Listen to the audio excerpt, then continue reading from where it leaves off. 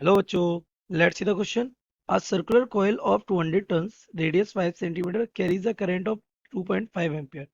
It is suspended vertically in a uniform horizontal magnetic field 0.25 Tesla, with the plane of the coil making an angle of 60 degree.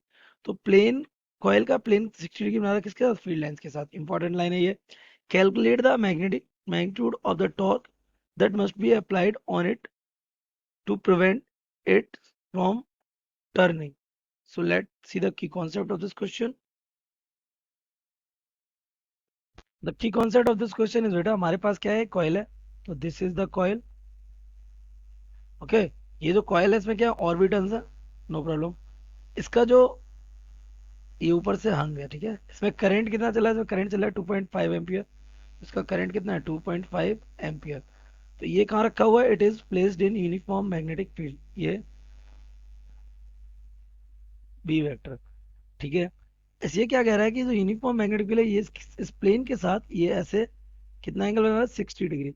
But इसके अगर ये इसके साथ 60 बना रहा है तो एरिया वेक्टर के साथ कितना एंगल बनाएगा? 30 डिग्री.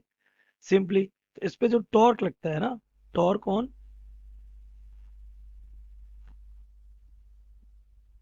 लूप, कौन सा वाला? कैरिंग करंट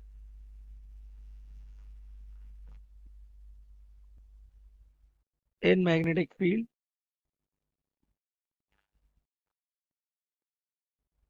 ये हो जाता है आपका tau is equal to N I A B sine theta. और टाउ इक्वल हो जाएगा एन आई ए को हम लिख सकते हैं पाई आर स्क्वायर, क्योंकि ये यहाँ पे कैसा है? सर्कुलर कॉइल है. B sine of theta. This is the key concept. तो हमें गिवन है credentials. We have given what?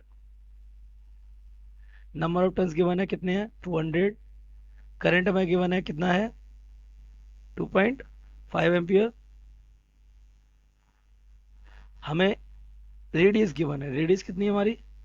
Radius is 5 centimetre.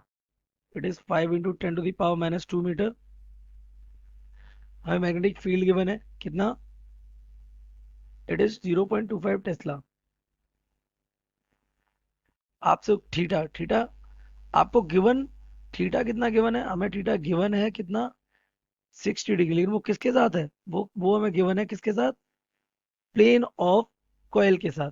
आपको किसके साथ चाहिए होता है? एरिया वेक्टर के साथ. तो वो हो जाएगा आपका 90 डिग्री माइनस 60 डिग्री, यानी थीटा हो जाएगा कितना?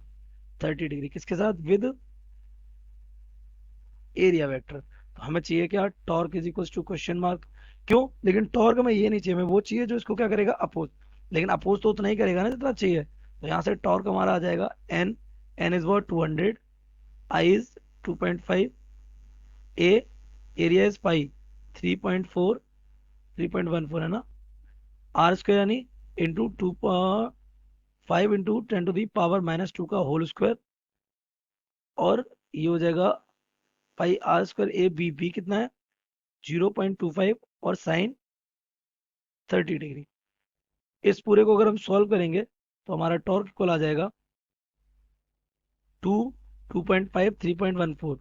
आ जाएगा 2, 2.5, 3.14, 5 का स्क्वायर 25.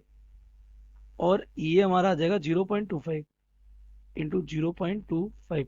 पावर चेक कर लेते हैं एक बार. इसकी पावर कितनी हो जाएगी? -4.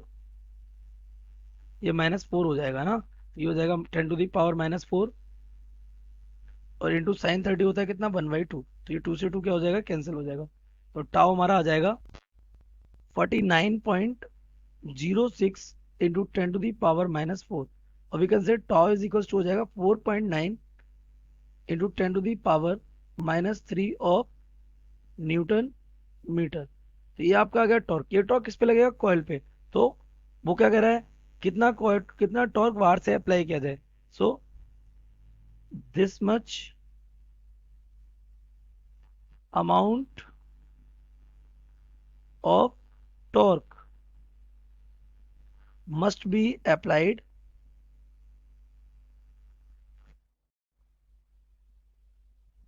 to prevent rotation. क्योंकि इतना तो लग ही रहा है इसको रोटेट कराने के लिए. इतना ही अगर हम अप्लाई कर देंगे तो रोटेशन नहीं होगा. Okay. I hope you have understood it well. Best of luck.